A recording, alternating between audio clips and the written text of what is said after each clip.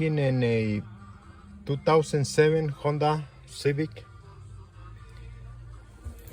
Don't have power inside. Don't have power, no stereo. No, I don't have power in the windows. Start.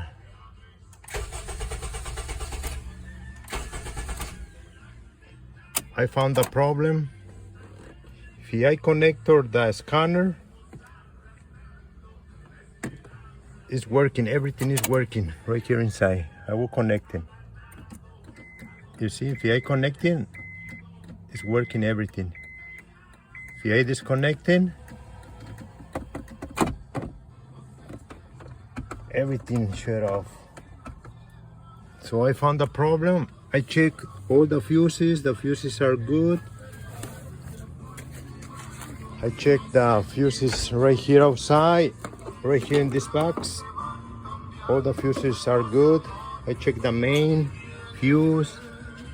My problem was a ground. This ground right here goes to the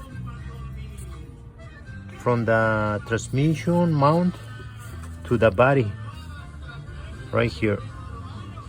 I just cleaning and the problem was fixed right here.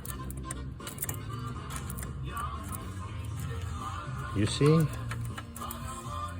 not good connection. So check first the ground.